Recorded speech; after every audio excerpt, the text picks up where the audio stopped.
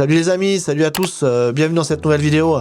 Aujourd'hui j'ai décidé de vous parler des 5 accessoires pour moi qui sont indispensables quand on démarre une activité de vidéaste professionnel.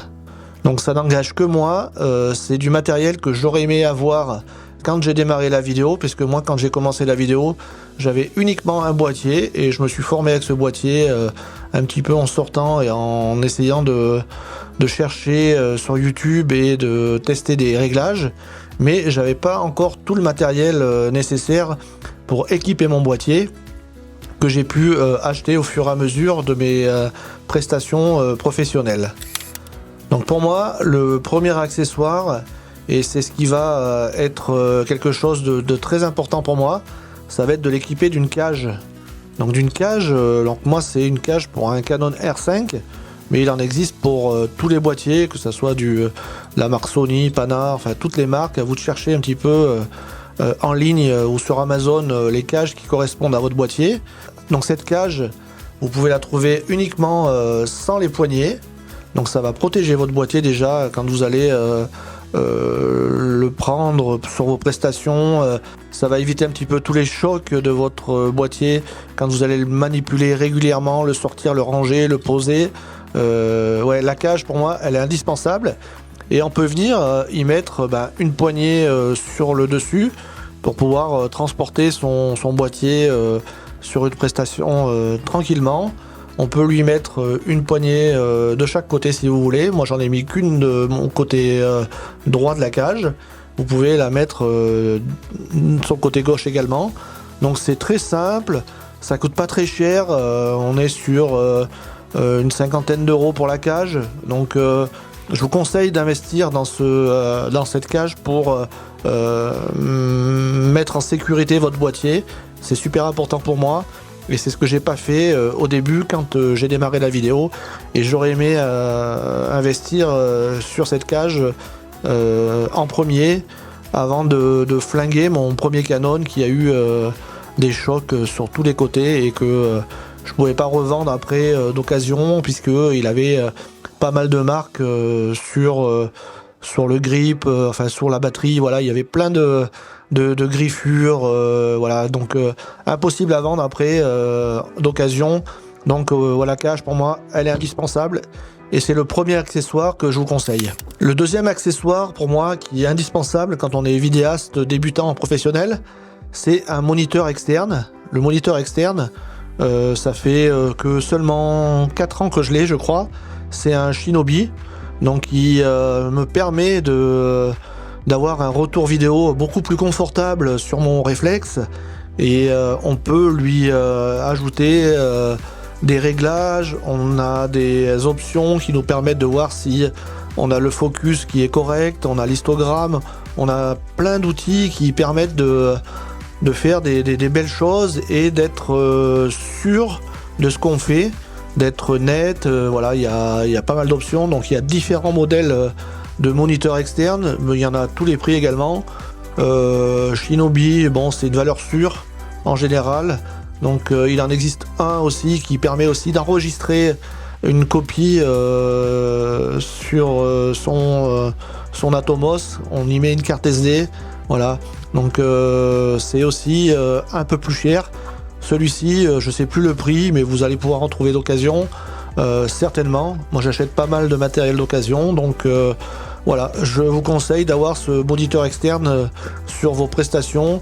Si vous réalisez des interviews, si vous réalisez du mariage, voilà, c'est des choses hyper importantes et quasiment indispensables pour beaucoup de prestations vidéo. Le troisième accessoire, alors je vais le diviser en deux, puisque c'est un micro. Alors j'ai le micro Canon qui est là, qu'on met également sur son boîtier, sur la griffe de son boîtier, et qu'on peut également mettre sur la cage, puisqu'il y a des accessoires et des griffes pour pouvoir mettre les micros Canon sur la cage de votre réflexe.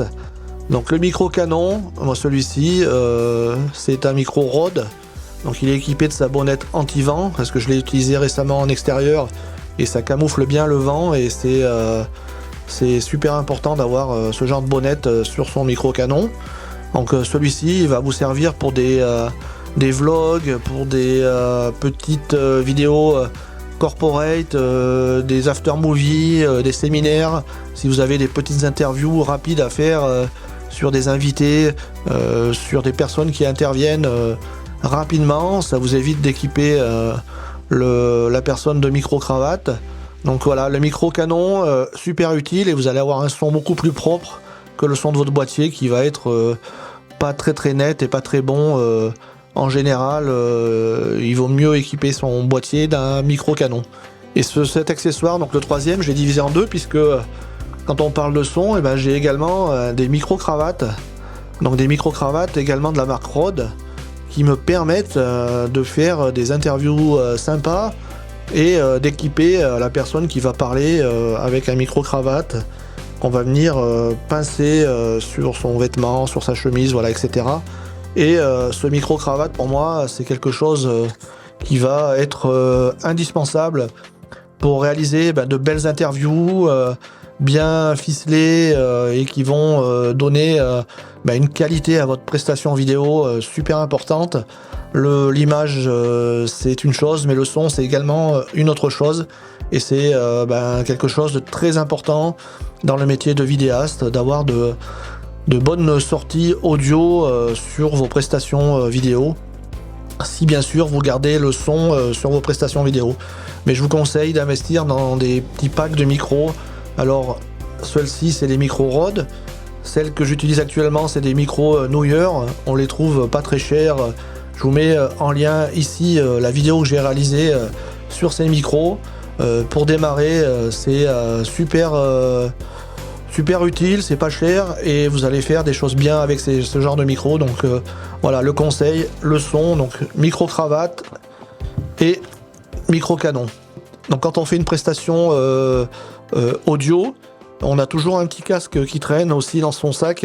Donc ça coûte 3 fois rien, vous en avez tous chez vous, vous en avez eu avec les coffrets de vos téléphones portables, voilà, donc ça aussi, ça va avec le son et la partie interview. Le quatrième accessoire, et c'est quand même quelque chose qui est assez utile quand on fait de la vidéo corporate, de l'after movie, du mariage, ça va être un stabilisateur 3 axes. Donc moi j'ai le Ronin RS2. Donc le RS2, c'est un certain montant, je sais plus exactement combien il coûte. On en trouve d'occasion encore une fois sur pas mal de sites. Donc moi j'ai commencé avec le RSC2 qui supportait un petit peu moins de poids, mais ça suffisait pour le boîtier que j'avais il y a quelques années. Donc c'est pour ça que j'ai réinvesti après dans le RS2. Et celui-ci, il permet de faire des setups assez sympas. Et je m'en sers moi pour pas mal de choses, comme du mariage, comme de l'after movie, de l'événement sportif. Et pour moi, qui fait pas mal de vidéos donc dans ce style-là, un stabilisateur 3 axes, c'est quelque chose qui est hyper important pour démarrer la vidéo. Donc le DJI Ronin RS2, c'est une valeur sûre dans le milieu de la vidéo professionnelle. Il existe différentes gammes, ça dépend de votre boîtier. Donc pour moi, c'est quelque chose dont vous allez avoir besoin dans votre vie de vidéaste professionnel. Donc essayez de chercher un petit peu aussi d'occasion si vous en trouvez. Et sinon, vous avez d'autres marques qui existent. Je vais pas vous les donner ici parce que je les connais pas toutes. Mais essayez de chercher des stabilisateurs sur Amazon. Vous avez différentes marques. Mais en investissant dans un DJI, un RS2, RSC2, enfin etc., vous allez avoir quelque chose qui va durer dans le temps et quelque chose qui dure dans le temps, et vous l'amortissez rapidement et vous allez pouvoir faire des choses qualitatives avec du matériel qui est du matériel performant. Et le dernier accessoire pour moi qui est indispensable, ça va être un trépied. Un trépied, donc là, moi ici j'ai un trépied vidéo de la marque SmallRing. Donc celui-ci me permet de faire des vidéos pour des captations live, pour faire de la salle, surtout de l'intérieur, et de faire des choses propres. Je pose mon boîtier sur le trépied, je sais qu'il est sûr, qu'il va pas bouger. Donc j'ai acheté ça également sur Amazon il y a quelques années, et c'est une valeur sûre pour moi. C'est pas le trépied le plus qualitatif qui va être avec une super rotule, mais bon, moi il me suffit pour mes prestations.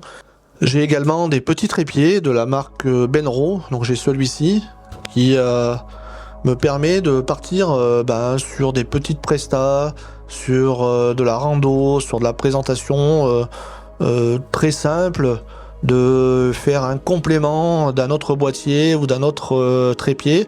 Si je veux faire une interview avec 2 caméras, j'ai au moins 2 trépieds, et ces petits trépieds, on peut les transporter très facilement, donc soit pour faire de la vidéo, soit pour faire de la photo. À vous de voir ce que vous proposez dans vos prestations. Moi je propose plus de vidéos que de photos, mais j'ai 2 trépieds qui sont tout le temps dans mon coffre et qui me permettent de faire des choses sympas avec des plans fixes qui peuvent être aussi très très jolis et très utiles dans vos prestats vidéo. Donc voilà à peu près les 5 accessoires pour moi qui sont indispensables quand on démarre la vidéo. Je sais pas si vous en voyez d'autres. Moi c'est des choses que j'aurais bien avoir dès le début, et qui m'auraient permis de faire des choses beaucoup plus qualitatives en démarrant mon activité de vidéaste professionnel. J'ai acquis ce matériel au fur et à mesure en faisant mes prestations vidéo.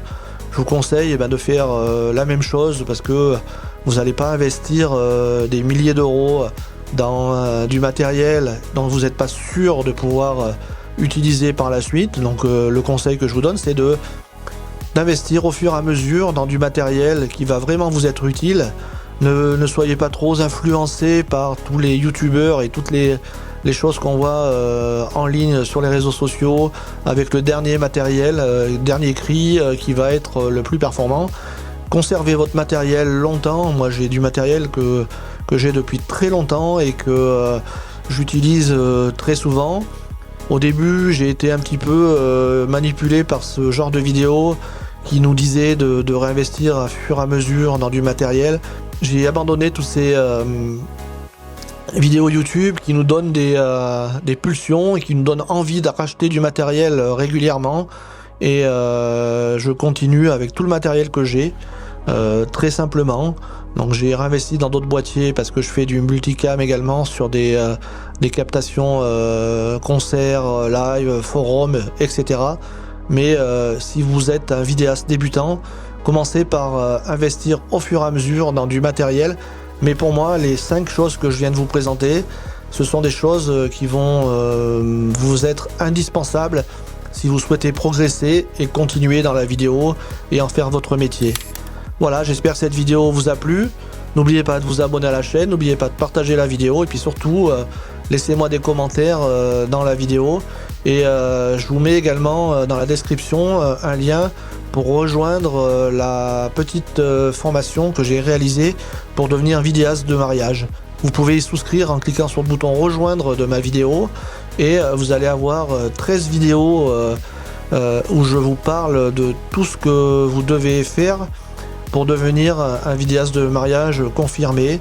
Donc on parle de livraison, on parle de relations avec les mariés, de matériel, on parle de réglages, etc. etc. Donc vous pouvez y aller sans problème, vous cliquez sur le bouton rejoindre, et puis vous allez progresser très rapidement en écoutant un petit peu tous les conseils que je vous donne dans ces 13 vidéos.